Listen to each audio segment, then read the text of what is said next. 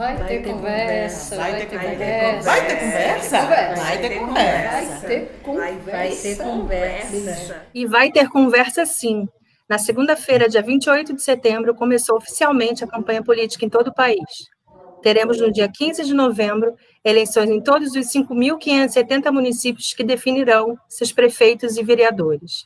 Dados divulgados pelo TSE sobre as últimas eleições informam que as mulheres representaram 52,5% dos eleitores e somente 16,11% dos eleitos.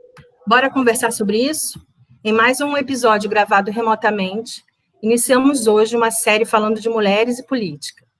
E para falar sobre isso, convidamos todas as mulheres candidatas a prefeita da cidade de Maceió. A mulher não está protagonista da política, mas a política está dentro da vida de toda mulher. Como você se relaciona com a eleição no seu município? O lugar de mulher também é na política e nesse podcast não podia ser diferente. Vai ter conversa sim. Eu sou Elizabeth, esse é o podcast do Ateliê Ambrosina. E hoje, tocando esse episódio comigo, estão a Sal Bernardo e a Ticiane Simões. Elas voltaram porque o assunto é bom demais e porque o último episódio fez muito sucesso. E já digo aqui para vocês, meninas, ficarem de vez, viu? Opa! Olá, estamos aí, né? Não, Sal? Bem que Enquanto tiver a conversa, a gente está aqui tricotando e botando os assuntos em dias. E a gente gosta disso, de tricotar. E como primeira convidada dessa série sobre eleições e mulheres, recebemos hoje a candidata a prefeita de Maceió pela Unidade Popular, Lenilda Luna. Ela, além de estar candidata e presidenta municipal da Unidade Popular, é mãe de uma adolescente de 14 anos, jornalista, pedagoga, radialista e servidora da Universidade Federal de Alagoas. Ativista social desde a pré-adolescência, quando iniciou as atividades sociais nos movimentos de jovens da Igreja Católica. Atuou na Organização de Trabalhadores Rurais em Alagoas e no sul da Bahia. Foi educadora popular, coordenadora da educação de jovens e adultos em Maceió, além de ter atuado como jornalista em alguns meios de comunicação. Integra sua chapa a catadora de material reciclável, Vânia Gomes. Boa noite, Lenilda. Tudo bom? Que bom que você está aqui. Boa noite. Uma honra estar aqui com vocês. Vamos fazer o seguinte. Eu vou te dar 10 minutos para você contar um pouco do seu programa de governo e depois a gente inicia o bate-papo, tudo bem? Está com você a palavra. Então, eu vou me apresentar, vou falar um pouquinho da minha parceira de chapa, a Vânia, e vou falar dos projetos que nós temos, e também do nosso partido, que é uma novidade no cenário político brasileiro. Eu sou Lenilda Luna, como você disse, sou jornalista, e realmente tenho, desde a adolescência, acho que por questões da vida mesmo, da família, né? Eu sou dessas famílias tantas que nós temos aqui no Nordeste, que uma parte migra para o Sudeste em busca de melhores condições de vida, se divide, volta, trabalha em fábrica, trabalha em área rural. Então, essas famílias a gente convive desde cedo com a questão da importância do trabalho, a importância da solidariedade, a injustiça de trabalhar tanto e ter tão poucas horas de descanso e lazer, e tantas dificuldades da vida para o mínimo, né? Às vezes para alimentação. Então, tudo isso faz com que você desperte muito cedo ou uma revolta sem causa ou uma revolta que te encaminha para uma luta coletiva. No meu caso, ainda bem, né? Quase podia ter sido uma revolta sem causa, mas estava muito revoltada quando eu tinha uns 12, 13 anos, com muita coisa, com tudo, com machismo, com as desigualdades sociais. Eu fui uma daquelas adolescentes que achava o mundo todo errado, e, bom, como é que eu vou mudar isso aqui, porque não quero viver assim. Então, eu despertei muito cedo para como é que a gente pode fazer juntos. Ainda bem que naquela época de muita revolta, eu encontrei um grupo de movimentos jovens da igreja, na década de 80, teve a Teologia da Libertação, né, que foi em 1979, no Concílio de Puebla, e deu um direcionamento para os movimentos da igreja, que foi muito importante na minha adolescência, porque aí saiu daquela história de só rezar e contemplar para, olha o mundo, olha onde estão os pobres, e essa opção preferencial pela pobreza. Então, eu comecei muito atuante, assim, e muito novinha ainda nesses movimentos de igreja, mas com todos aqueles cuidados, porque era um movimento de igreja, e eu acho que a minha rebeldia, ela aumentava cada vez mais, então eu comecei a prestar atenção às minhas leituras, que não é fácil, imagina assim, não é como hoje em dia que você tem uma dúvida, o que é socialismo, o que é luta de classes, aí você vai e tecla no Google e encontra boas respostas e também péssimas respostas. Na década de 80, a gente não tinha internet, então a gente tinha que procurar pessoas que tinham livros, referências legais dos amigos que discutiam aquilo, e os famosos jornais, porque todas as organizações de luta tinham seus jornais e eram reconhecidas, as pessoas eram, inclusive, reconhecidas pelos jornais que vendiam na faculdade, na fábrica. Ah, aquele pessoal é do Jornal Verdade, aquele pessoal é... Né? Então, era assim que os grupos eram conhecidos. E eu comecei a ler de tudo, estudar tudo, mas ainda fiquei muito tempo na igreja, e, assim, muitos colegas meus que hoje eu encontro fizeram essa trajetória que Leonardo Boff falava, e outros teóricos da igreja, teólogos também colocavam, de um cristianismo de luta marxista. No meu caso, eu preferi logo botar os dois pés no marxismo e na luta socialista. Então, eu acabei me afastando mais do grupo de jovem, indo para uma organização comunista mesmo, né? Então, comecei a lutar e participar de partidos, sindicatos, e na época eu achava que a questão mais dura aqui em Alagoas, e ainda era dos trabalhadores rurais. Então, acho que, assim, muito nova também, foi difícil para minha família. Hoje eu entendo, né? Hoje eu olho para o Ernesto e falo, não, por favor, não faça 1% do que eu fiz com a minha mãe, porque eu não aguento. Eu olho para minha mãe e, mãe, desculpa, porque me pressionaram como família que protege, né? Olha, você não pode fazer isso, você não tem condição de fazer aquilo, ainda mais, isso foi em 85. Não, aqui assim você não fica. E aí eu arrumei a trouxinha e fui embora, morar na casa de uma amiga, depois na residência universitária, que a gente ocupou, que a residência universitária estava fechada, e daí não parou mais. E se eu começar a contar a história aqui, Elizabeth, Salete me conhece, Tícia, eu conto história até amanhã. Então, vamos parar, assim, por aqui, avançar. É toda uma vida, assim, de luta, que, para mim, trouxe muito enriquecimento, muita grandeza, e principalmente pessoas maravilhosas, assim. Na minha história, na minha vida, ela é feita de várias pessoas. Você sabe que, né, um ateliê, a gente vai bordando a nossa vida com a história de outras pessoas. E, assim, eu me emociono porque eu encontro pessoas da minha vida que vão e voltam, e a gente sempre traz muitas coisas boas, porque a gente se reencontra em várias etapas da vida, mantendo essa fé de que o mundo pode ser diferente, de que a sociedade pode ser igualitária e justa. Bom, então, assim, eu me afastei um tempo da militância quando me tornei repórter, porque repórter é uma profissão que ele consome o dia inteiro, você não para de ser repórter quando bate o ponto e sai, né? Tem que apurar, tem gente te procurando, tem ligação, tem coisas acontecendo. Então, eu me afastei da militância nessa época, fiquei 18 anos como repórter de TV. E era outra militância, usar os meios de comunicação tradicionais, que não são favoráveis às lutas do povo, mas que precisam dar espaço a ela porque é interesse social. Então, assim, forçar as pautas, brigar dentro de uma redação por essas pautas também é uma tarefa nossa. E foi mais ou menos a minha militância durante os 18 anos.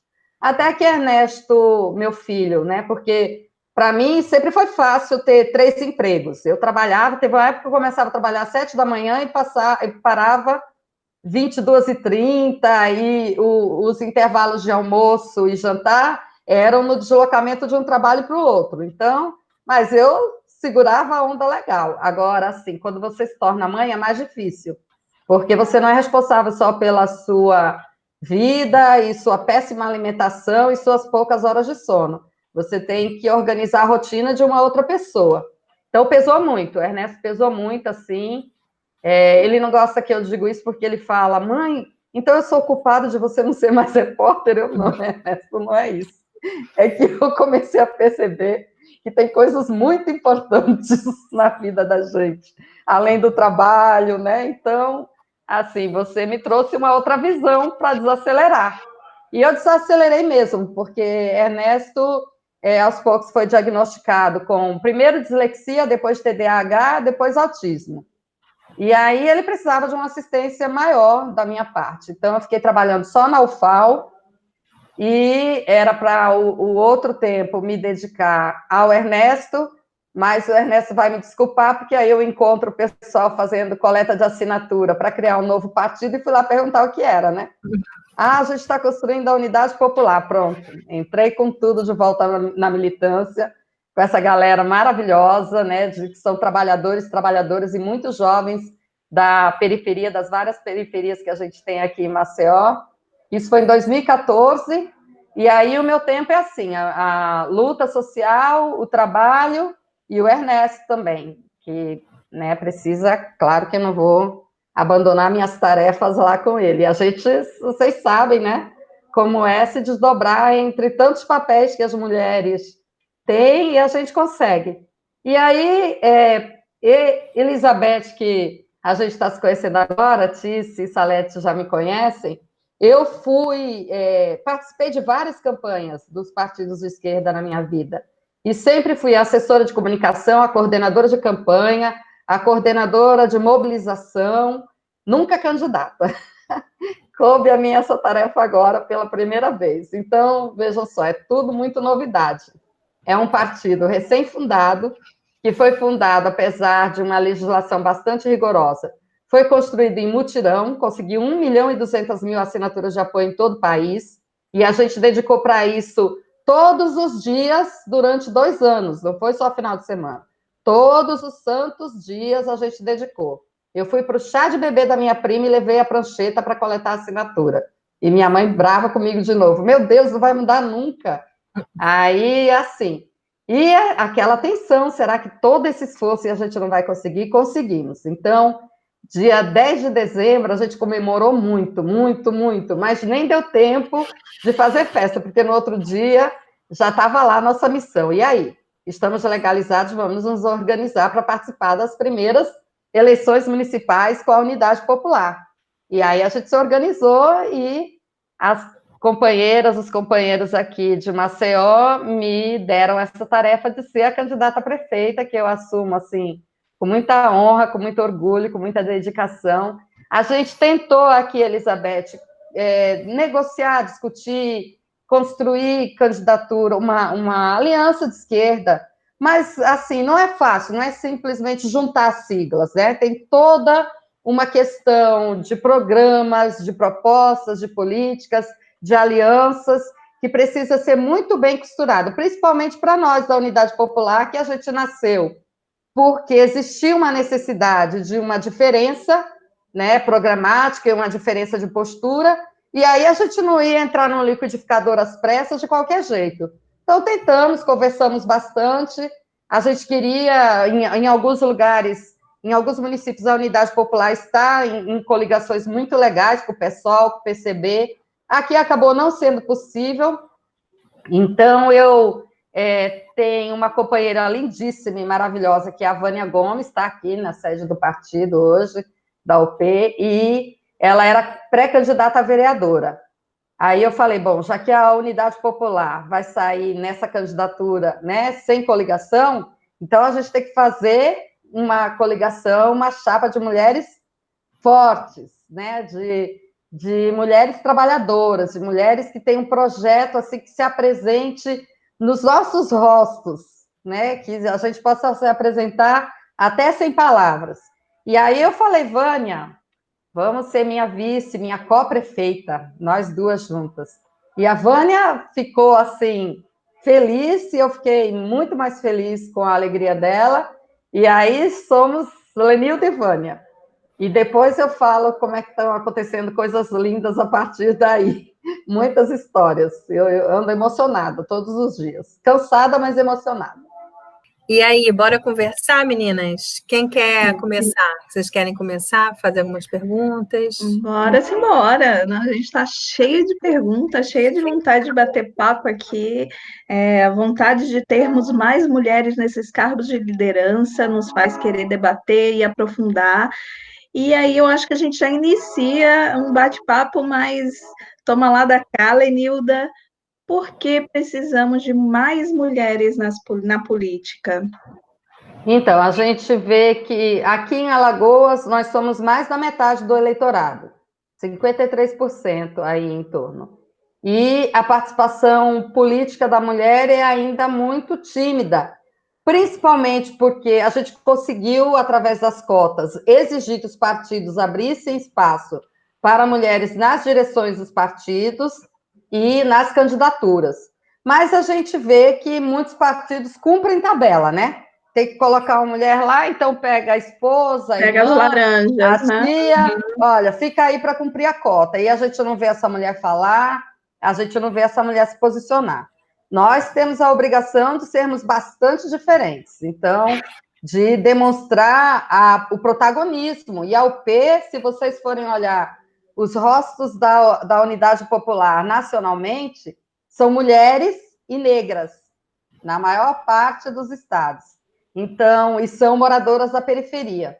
Então, nós da UP não cumprimos tabela, não. Somos construtoras, protagonistas, trabalhadoras, ativamente participando do partido, da construção do partido, em muitos dessas cidades.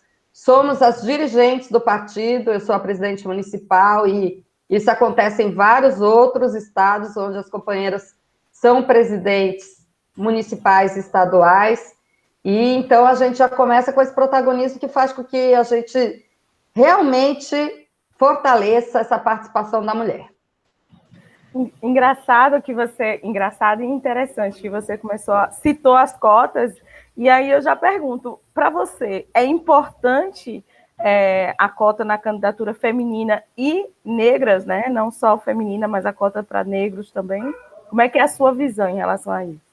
Então, olha, eu sou da geração que inaugurou a discussão das cotas. Em 1990, a gente conseguiu, dentro do Congresso do partido de esquerda, que eu participava na época, que era o PT, conseguiu aprovar essas cotas. Entre nós, teve muita discussão, muito debate, assim, Nossa, não foi fácil, porque tinha essa diferença. E cota adianta, não vai ser uma questão apenas burocrática, mas veja só, cota obriga o partido a pensar sobre e a se organizar para. É claro que nem todas as cotas são ocupadas com a qualidade e o protagonismo que a gente quer, mas pelo menos faz com que esses dirigentes de partido olhem para as mulheres e digam, nossa, eu preciso delas, nem que seja para cumprir a lei. E que essas mulheres, né, que não digo isso no caso da UP, porque na UP a gente está na frente, a gente vai na frente. Nesses partidos mais tradicionais, nesses partidos que têm mais dificuldade de reconhecer a representatividade das mulheres, dos negros. Então, eu acho, Salete, que cota é uma política afirmativa pedagógica. Ela não deve ser a única coisa, ela não deveria ser necessária. A representatividade que a gente tem na sociedade deveria estar, né, bastante visível nos cargos de poder e nos cargos de comando nas universidades. Por que a gente defende cotas na universidade pública, por exemplo? Porque a gente sabe que é preciso criar políticas afirmativas para que os estudantes da periferia, os estudantes negros, estejam lá, senão a universidade pública vai ser branca e de classe média, e não é esse o interesse. Então, as cotas obrigam a sociedade a refletir, a questionar, a criticar, a ter o debate, é bastante educativa nesse sentido e força uma organização.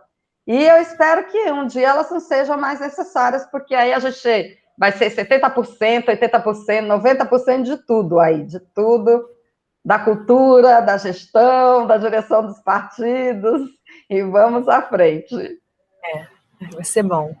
E aí, pensando assim, na eleição municipal, que a gente vai ter esse ano, em que muitas vezes essa eleição ela é muito desvalorizada, as pessoas acham que não tem importância. Vereador e o próprio prefeito. As questões mais fortes são sempre o presidente ou o governador. Colocar a importância nessa eleição, porque é ela que, na realidade, é o dia a dia dos moradores daquela cidade e é que são afetados demais pelo que é decidido no gabinete do prefeito, com as suas ações, e aprovado na Câmara dos Vereadores, né?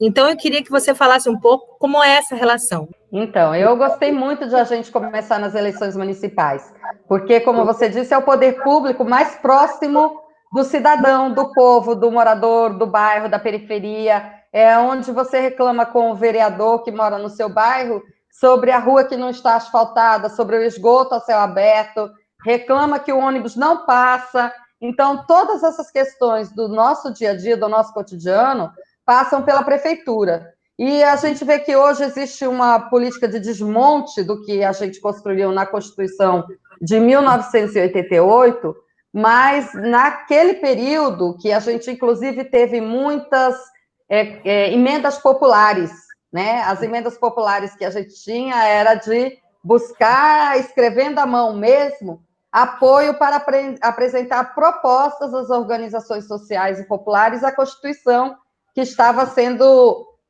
construída em 1987. Eu também, assim, participei bastante dessa coleta de apoio para as emendas populares. E o que a gente queria, a linha que a gente queria dar, era essa, de orçamento direto para o município. Porque o que acontecia na política? Acontece hoje menos e a gente espera que não volte a acontecer. Era a agenda do prefeito ser tomada por várias viagens com a pasta na mão para ir falar lá no governador e principalmente no presidente que precisava de dinheiro para uma escola, precisava de dinheiro para um posto de saúde, com as verbas carimbadas, como a gente chama, quer dizer, dentro do orçamento da União existem várias questões do orçamento que tem que ser aplicadas diretamente na saúde, na educação, são verbas com destinação do orçamento, 20%, 25%, tem que ir para o Fundeb, tem que ir para a saúde, e esse dinheiro vem direto para o município gerir. Então, o município é que decide onde vão ser construídos os postos de saúde, como é que vão ser administradas as escolas, como direcionar o dinheiro para a horta dentro das escolas, e outras atividades muitas. Eu trabalhei em escola pública municipal aqui, eu fui da gestão também e fui coordenadora pedagógica da educação de jovens e adultos. E dentro de uma escola no bairro, não é só o aluno entrar e ir para a sala de aula, você faz várias atividades, né? Eu me lembro que numa das escolas que eu trabalhei, a Zumbi dos Palmares, no Rosane Collor, eu era repórter também, aí eu falei com a diretora, vamos aproveitar, né? E eu vou vender uma pauta lá para a TV que eu trabalho, e se der certo, a gente faz, assim, café da manhã com o povo, alguma coisa assim. E aí a pauta foi aprovada, tal, e era a gente construir um café da manhã transmitido ao vivo do bairro, chamar representantes dos moradores para dentro da escola. Então, a escola oferecia esse café da manhã para autoridades políticas e chamava os representantes da Associação dos Moradores, Associação Cultural, Associação dos Jovens, e é interessante ver isso na prática, né? Criar esses momentos em que as autoridades que representam a política do município e a Associação de Moradores, os dirigentes de bairro, vão conversar, dialogar, entregar, olha aqui meu projeto, olha aqui minha proposta, olha o que a minha comunidade está querendo. Então, é o poder que está ali mais perto e tem que ser fortalecido, porque também não pode ser só na base daquele clientelismo, vou conseguir isso para você, vou conseguir óculos, vou conseguir... Não, tem que conseguir projeto, tem que ser tudo com projeto de merenda na escola, projeto de transporte escolar, com verbas que sejam gestionadas, que sejam geridas com muita transparência, com muita prestação de contas e com muita visibilidade mesmo para a comunidade, Então, tudo isso é importante, porque não só garante que não vai haver a utilização de verba pública para a compra de voto, para a corrupção, a gente tenta evitar isso, e é uma grande luta, como também ajuda a comunidade a perceber que ela é responsável.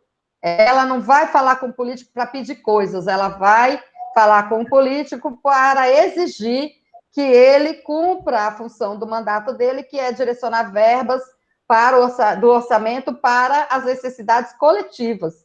Então, tudo isso a gente aprende dessa forma que a gente chama de gestão democrática, e o município é essa grande escola. Eu, como sou educadora, acabo dizendo que tudo é educativo, porque é mesmo, né? A gente aprende, numa reunião de associação de moradores, a gente aprende a reivindicar, a falar, a se colocar, a escutar o outro, a pensar não só no meu problema individual, porque tem um esgoto que está me incomodando, porque é perigoso, mas pensar, poxa, isso aí está atingindo ao meu bairro, a minha rua, então vamos juntar todos e reivindicar e conquistar isso juntos, né? Então, essa escola de participação é muito importante, e o poder popular dentro da prefeitura é assim, é a nossa vontade, porque a gente, é só o começo para a gente isso, né?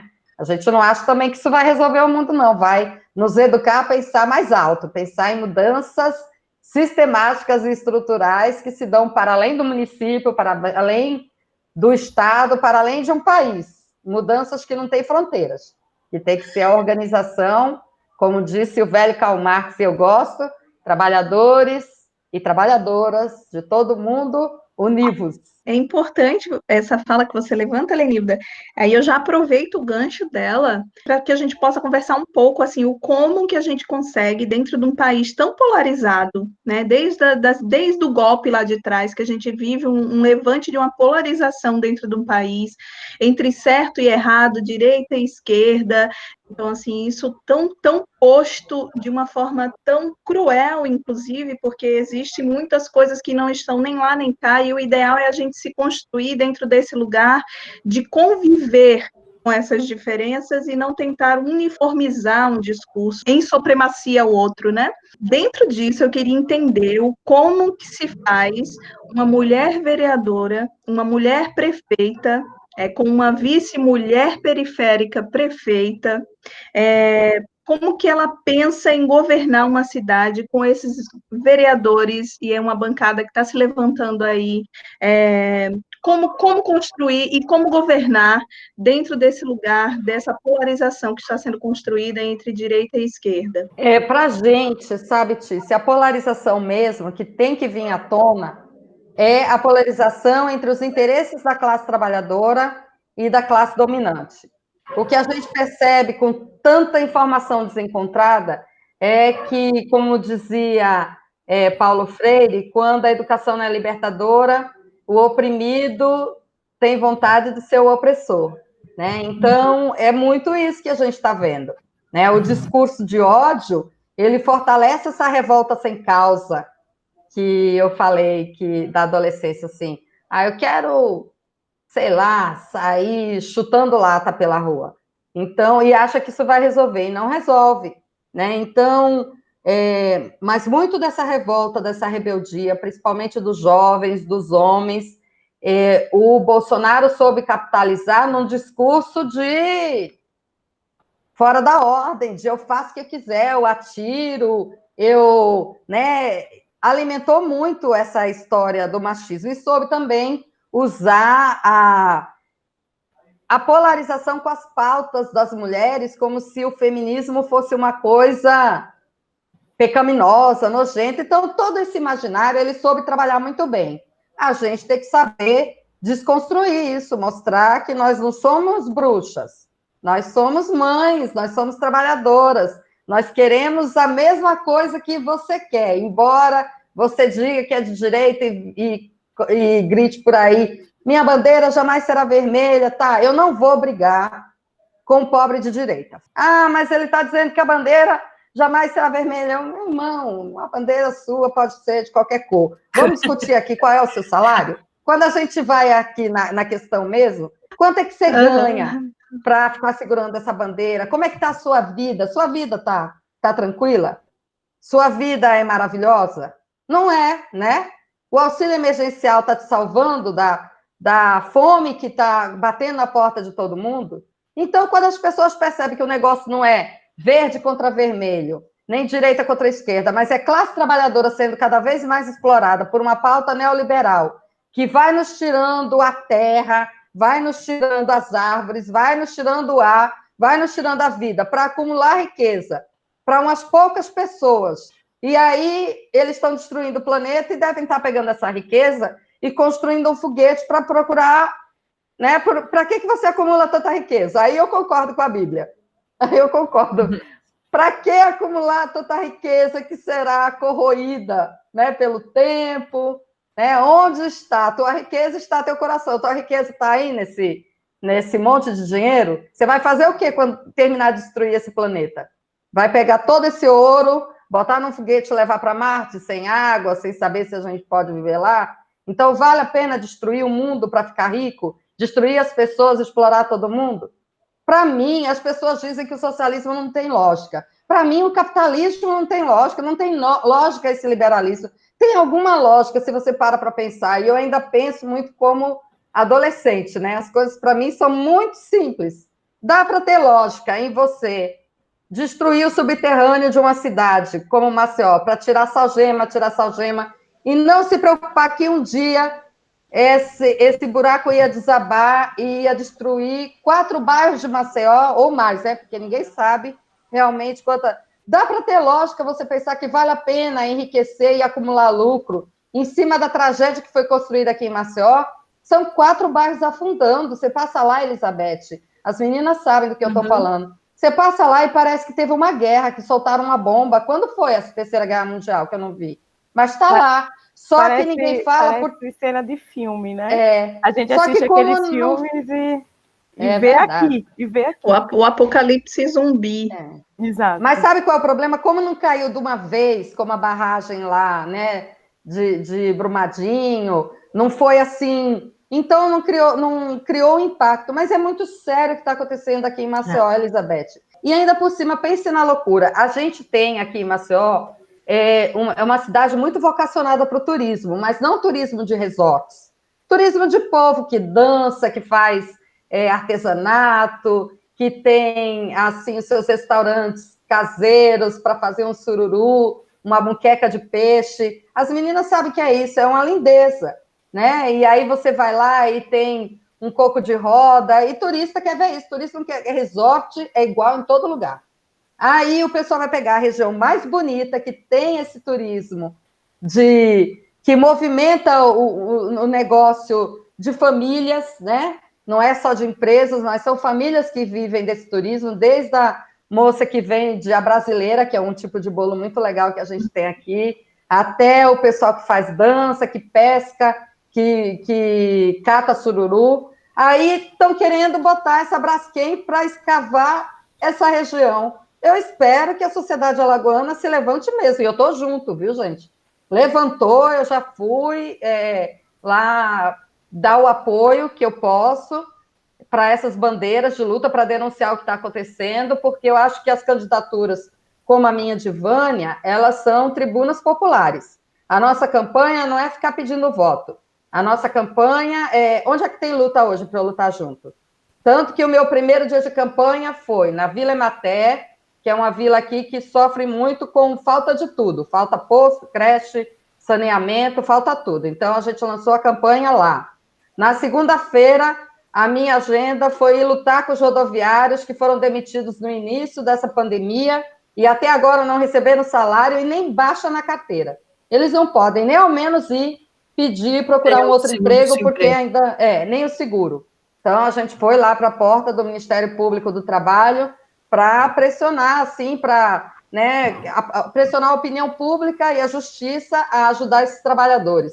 No outro dia, a pauta foi a luta contra a privatização da Casal. Infelizmente, a nossa campanha de abastecimento foi privatizada. Hoje, a minha conversa foi com os camelôs, que já estão com medo, olharam assim para mim e falaram: mas a senhora foi eleita, a gente vai ter que sair correndo do Rapa. Eu, não, vamos trabalhar juntos e juntas.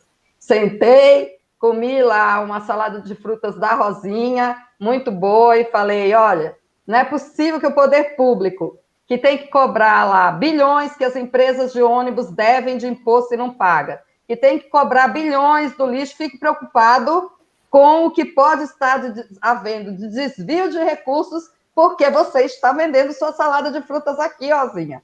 Por favor, não é você que está quebrando a economia da cidade, Rosinha, é a Veleiro. Então, claro que se eu tiver condições de colocar o Rapa, é na Veleiro, e não na salada de frutas da Rosinha. Deixa eu pegar esse gancho. E aí você falou de lutas, né? E aí eu pensei, a gente está na batalha da Lei Aldir Blanc, né? Na cultura. Outra questão importante. Exata. A gente só traz questões importantes aqui, Leila. Não duvido dessas mulheres. E aí a gente foram criados, né? Por causa da Lei Aldir Blanc, foram criados vários fóruns aqui em Maceió, né? Fórum da Música, eu sou coordenadora do Fórum Afro, a Tice da Fórum do Teatro. Todos os fóruns acreditam e estão lutando para continuar, para manter, né, buscando transparência. A gente tem várias equipes, né, trabalhando, e nos juntamos, né, os fóruns também se juntaram em outro fórum, né, que é o FACA, o Fórum Articulados dos Fóruns. E a nossa pergunta é, como é que você está pensando a política da cultura, né? Ai, adorei isso. O meu plano é pegar vocês com todos esses fóruns e a gente construir juntas, né, vários projetos. Porque, assim, em linhas gerais, Salete, o que eu penso? Tudo bem que a sociedade gosta de grandes espetáculos, mas grandes espetáculos com artistas muito famosos, eu vou debater isso com vocês, mas a minha visão, isso é para o empreendimento privado. Então, sei lá, diz aí o nome do artista que está na moda, está tocando nas rádios. Cara, esse cara já está nas paradas de sucesso. Já é famoso, já é rico, já tem toda a mídia ao lado dele, né? Então, ele precisa do poder público para chamar ele para a festa de 204 anos de Maceió? Não precisa. Não, né? Claro que o pessoal quer, mas existe formas de assistir essas pessoas famosas e esses grandes shows e esses grandes empreendimentos com a iniciativa privada. A gente pode até ver vale, subsídio, mas não acho que o dinheiro público seja para financiar shows com essas pessoas. O dinheiro público é para financiar o quê? Para financiar de forma descentralizada as ações culturais que existem nos vários bairros, porque nós somos riquíssimos de foguetes populares, de afoxés, de pontos de cultura na cidade, e eles vivem com, né, vocês, artistas, vivem com tantas dificuldades, e com dificuldades de visibilidade. Então, assim, pensar junto com esses fóruns de cultura, como podemos ampliar a visibilidade, que a gente viu que nessa pandemia, os artistas tiveram que inventar live com vaquinha. Então, quando essa pandemia acabar e a gente puder se concentrar, por que a gente não vai fazer festivais, né, não grandiosos, mas muitos, e em vários lugares, assim, até porque a gente vai demorar muito a gente poder aglomerar multidões, mas a gente pode aglomerar vários grupos no Pontal, que é um bairro, Elizabeth, eu não sei se você conhece Maceió, mas você precisa ver um pôr do sol aqui no Pontal. A nossa sede é no Pontal. A sede do ateliê é no Pontal.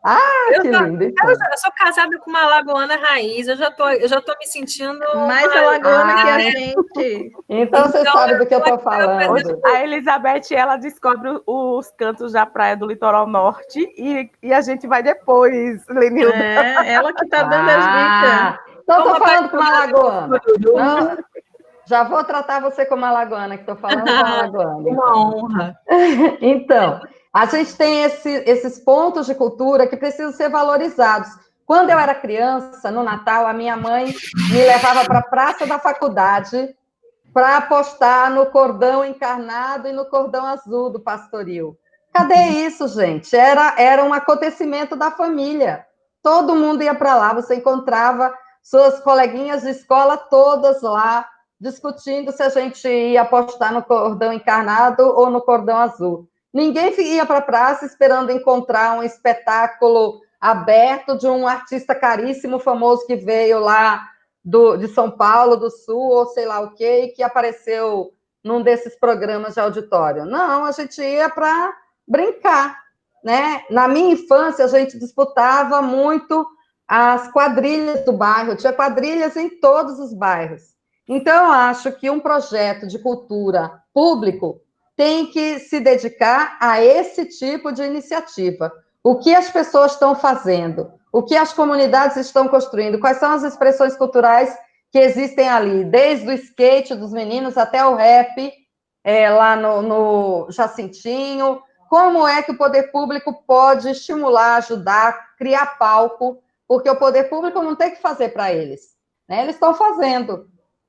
O poder público tem que dar o apoio, o estímulo e o incentivo e ajudar a divulgar, porque tem a estrutura de divulgação. Então, eu acho que o projeto de cultura que eu quero fazer não tem, né, essas questões de grandes espetáculos, não. Grandes espetáculos ficam aí para as grandes empresas de espetáculo que sabem tratar muito disso.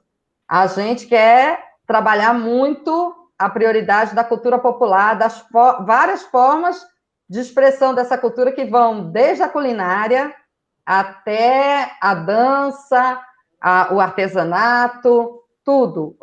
Só assim, porque eu falo muito, mas só para finalizar, porque eu vou lembrando das coisas. Maceió, artesanato, quando você vai em feira de artesanato, assim, em vários locais, os turistas às vezes ficam com raiva porque parece tudo igual, né? E nós temos a sorte no Pontal de ter rendeiras que fazem tudo diferente. Eu sei porque tem amigas que vêm de vários lugares e quando... vamos lá na feira de artesanato, aí espera encontrar aqueles artigos que, na verdade, são fabricados em grande quantidade e são revendidos, né? E aí você encontra na feira de artesanato de Maceió, de Fortaleza, de João Pessoa, de Recife, todas as mesmas coisas iguaizinhas e sabe que está sendo fabricado em algum lugar e está sendo revendido. Mas se você vai nos ateliês que nós temos aqui e vai nas rendeiras do Pontal, você vê essas mulheres tecendo lá na hora, as linhas coloridas de vários formatos, e não tem uma igual à outra. Então, você sai com o que deve ser o artesanato, a expressão original de um fazer à mão, de um fazer com carinho, de um fazer, né, com cuidado, não para massificar, para vender, mas você tem um produto totalmente original que vai ser só seu. E aí, claro que você quer isso, né? As pessoas querem isso. A gente não faz isso com as máscaras? Aqui está cheio de máscara de filé, aqui em Maceió. Porque se a gente não pode usar bordado... Verdade. Na cabeça vai usar... Se a gente não pode mais colocar batom, vamos botar as nossas máscaras de filé, as bonitinhas. E aí, a gente falando dessas as bordadeiras e as rendeiras, assim, a gente já estão caminhando para o final do nosso episódio, e aí eu queria que você falasse um pouco, já que a gente falou de cultura, que você falasse um pouco dos seus planos de política de mulheres e população LGBTQIA+. Pois é, olha, Elizabeth, a gente, na construção do programa Popular para Maceió, nós construímos 80 propostas para mudar Maceió. E aí a gente quis fazer como? Fazer dentro daquela questão que pauta a nossa vida de ter que ser tudo construído coletivamente. Então, a gente pretendia fazer 10 encontros presenciais. A pandemia começou em março, a minha candidatura foi lançada no dia 7 de março. Eu já fui para os atos do 8 de março como pré-candidata. E a gente pretendia, no final de março ou no começo de abril, iniciar esses encontros presenciais. Mas terminou março, abril, maio, e a gente percebeu que essa pandemia, nossa, né, as pessoas, os números aumentando, o medo aumentando, e a gente percebeu que não ia ter condições de se arriscar, né, porque a gente não queria só o pessoal do partido, queria convidar amplamente as pessoas a participarem. Então, se não me engano, foi 25 de junho, depois eu posso até ver aqui, mas foi lá para o final de junho que a gente decidiu, vamos fazer os encontros online, porque a gente precisa fazer. Então, a gente elencou 10 pontos E entre esses pontos, um era da questão da luta pelos direitos, né, dos grupos que vivem opressão, que vivem preconceito, então, assim, das mulheres, dos negros, da comunidade LGBTQI+, então, não dava para fazer um encontro para cada um, que seria o ideal.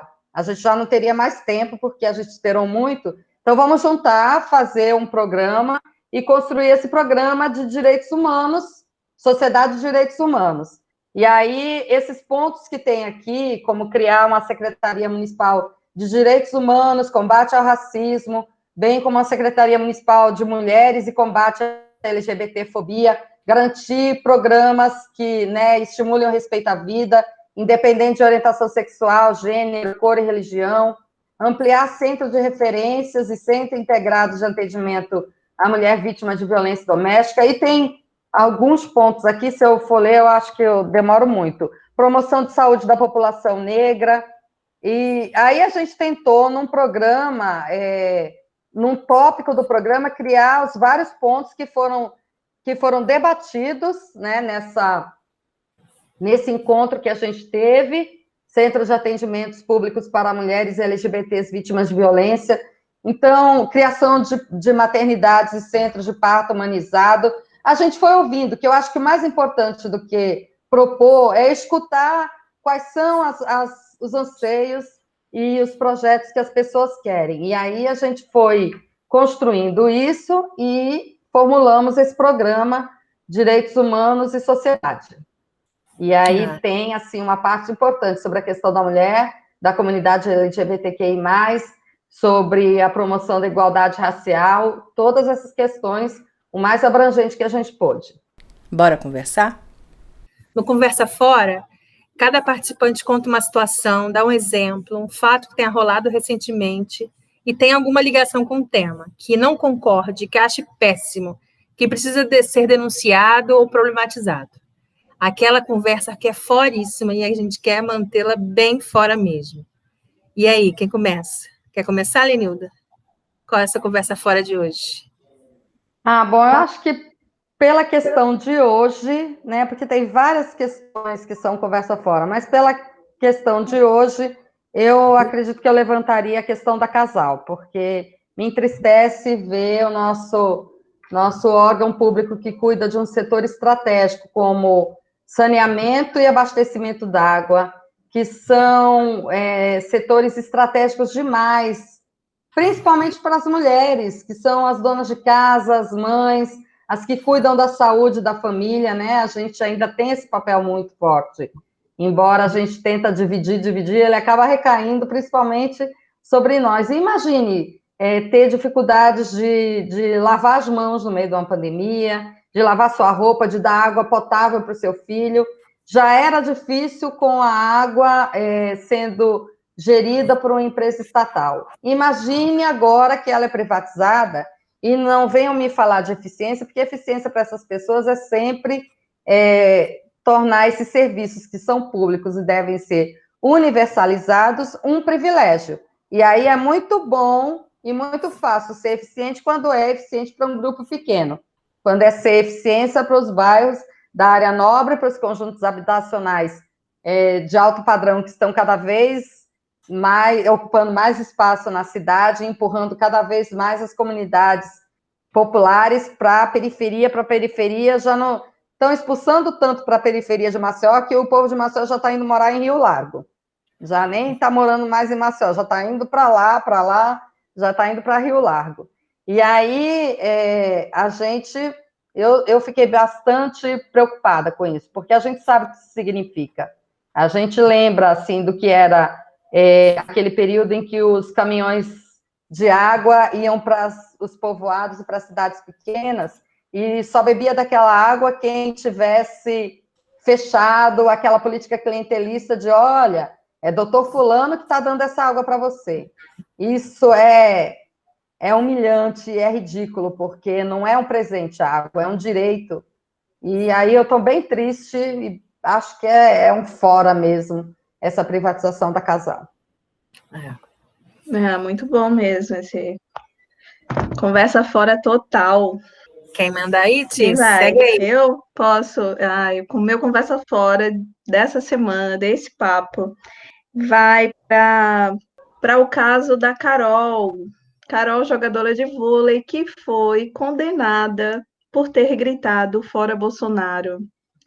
Mas eu queria dizer que o que Carol conseguiu foi incrível, porque ela só está sendo condenada hoje porque ganhou uma visibilidade internacional do que ela fez. Então, a minha bola fora não é para Carol, não é para o ato da Carol, mas sim por todos os outros, principalmente os outros homens jogadores de futebol que ganham milhões que ficaram calados. Então, a bola fora vai tanto para a conversa fora, Roberto, a nossa conversa fora de hoje, para mim, vai para o caso de Carol, para o fato dela estar aí sendo condenada, correndo o risco de pagar até 100 mil reais de multa por ter gritado um fora Bolsonaro. A minha conversa fora vai para a página dos direitos humanos do Brasil, né? A página do governo, que simplesmente decidiu comemorar, dia 28 de setembro, o dia da lei do ventre livre, né? Minha gente, que conversa fora. Terrível, né? Total, vergonha alheia.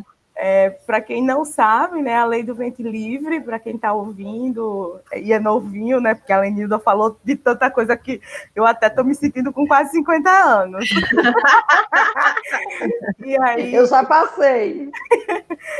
A lei do ventre livre foi uma lei decretada que as crianças nascidas a partir de 1871 não eram consideradas escravas, né? Mas aí são leis criadas no Brasil, né? Já que a gente está falando de política, são leis que são criadas no Brasil que é um tiro no pé, né? Porque essa criança, ela nasce livre, mas ela não anda, ela não come, né? Então, ela continuava com a mãe que era escrava até, muitas vezes, acima dos 18 anos, porque tinha que também, depois dos 14, pagar, né, para o dono da fazenda por comida, por dormida, então tinha que trabalhar junto com a mãe. Né? Então é uma conversa fora, terrível, e fora Bolsonaro. O meu conversa fora, eu fiquei pensando muito mesmo no processo da eleição, né? E aí a Lenilda já falou desse ponto, eu vou reforçar um pouco do que ela falou para a gente falar um pouco mais, assim, que é o uso das candidatas laranjas, assim, principalmente nas cotas de mulheres e negras. É um absurdo acontecer isso.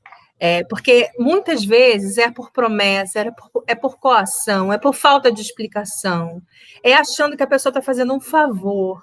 A pessoa muitas vezes cai nessa de bobeira para eles cumprirem essa cota sem realmente incluir essas pessoas na discussão.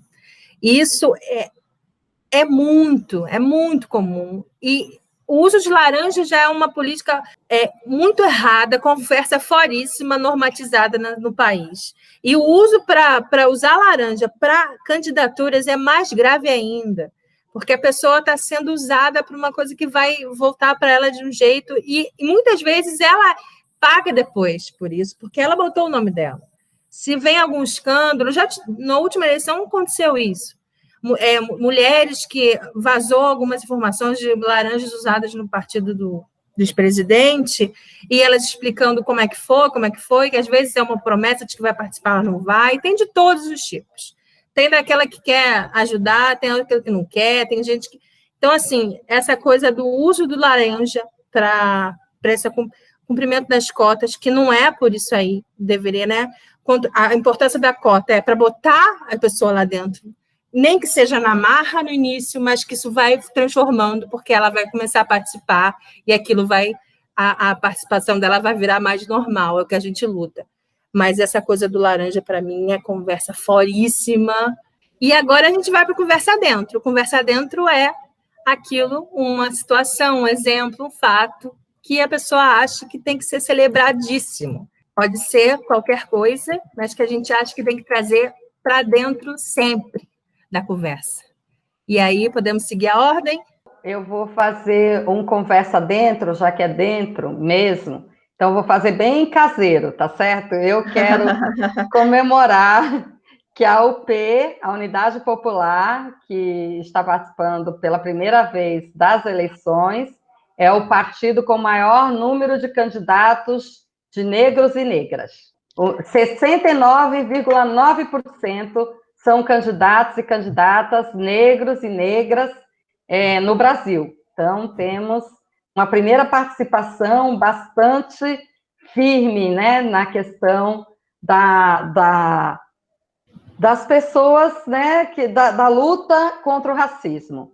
Então, é importante, e são negros e negros da periferia, trabalhadores, né, então é uma luta bastante forte, eu acho que é muito importante, não foi questão de cumprir cota, como Elizabeth disse aí, de laranja, foi uma questão de se a representatividade exposta em candidaturas do que é o partido, a construção desse partido, de como ele foi criado, de como ele foi gestado. Então, é um partido que nasceu da periferia e das lutas periféricas, e não poderia ser de outra forma. Então, fiquei muito feliz de ver a nossa luta traduzida nessa marca dos 70%, quase 70%, né? Que 69,9%, podemos dizer que 70%. Conversa dentro, muito dentro. Muito. Eu posso continuar, então? A minha conversa dentro continua dentro do STF, desse negócio hoje de duas notícias que eu recebi hoje, essa primeira que eu dei da conversa fora, do caso da Carol, e o da conversa dentro, do caso do padre, do padre Luiz Carlos, que foi condenado em última instância após 15 anos de processo, a pagar 398 mil de indenização por danos morais a Tatiele Gomes, que é um caso documentado pela Débora Diniz, né, um filme conhecidíssimo do caso de Tatiele, onde ela passou uma semana com Tatiele, mostrando o processo de aborto legal que ela tinha direito por uma anomalia do feto, e que o padre interrompeu o médico dentro da sala de cirurgia, quando ela já estava liberada e autorizada para fazer o aborto legal, e ela passou uma semana sofrendo, sangrando em casa, porque o padre proibiu ela perante Deus, e o médico obedeceu, né? E ela voltou para casa, e hoje, depois de 15 anos de processo, ela teve a justiça para o seu caso. Então, por Tatiele, por todas as outras mulheres que morrem ao tentar abortar de forma legal, imagina as que morrem, tantas mulheres pretas e periféricas que morrem por não ter acesso a um aborto seguro, porque a branca elite, a gente sabe que aborta de forma segura e sempre que querem. Então, mais uma conversa dentro aí em favor e legalização do aborto já. Conversa dentríssima. Conversa dentro. Minha gente, só pancada, né? Conversa dentro, conversa fora é só pancada. Eu vou para uma bem levezinha, mas eu vou para uma aqui de Maceió também, do local de trabalho até de Lenilda. A UFAL, junto com a Prograde e alguns cursos independentes, mês passado terminou Negras Conexões, né, que foi maravilhoso, e ontem lançou o Conexões LGBTQIA+, né? Então vão ser 25 dias só tratando da população LGBTQIA+, né, um webinário, e assim, de forma muito brilhante, né, muito esclarecedora, né, porque é como se a gente fosse invisível dentro da academia, e na verdade tem muita coisa boa e é sendo produzida, infelizmente, né, boa eu quero dizer, porque a gente está tendo visibilidade, né, mas que a gente sabe que nós ainda somos minorias, né, em questão de saúde, em questão de educação.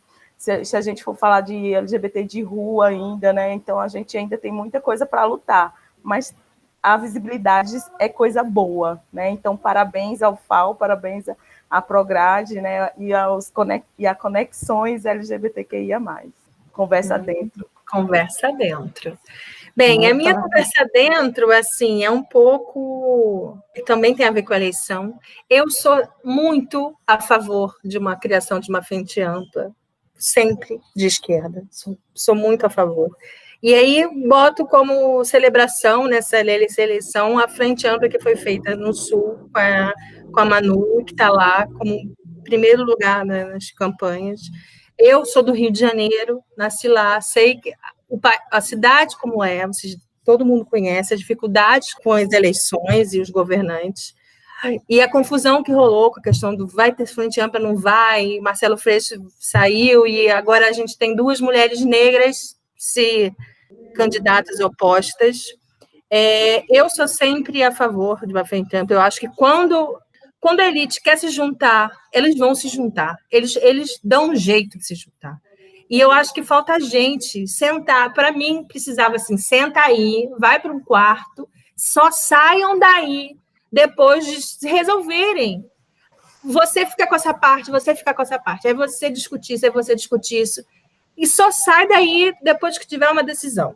Porque a gente tem valores básicos que são iguais. A gente sabe que a questão muito desse país é a questão de luta de classe, sim. É raça e classe, a gente sabe. E a gente sabe que a derrocada que aconteceu nesse país antes do golpe começou com a aprovação da PEC das domésticas. Eles não perdoam isso. Então, assim, eu sou sempre a favor disso. Eu acho que a conversa dentro do que está acontecendo no Sul, num lugar que, algum tempo atrás, foi famoso por ser um lugar progressista, mas que hoje em dia não é nada assim progressista.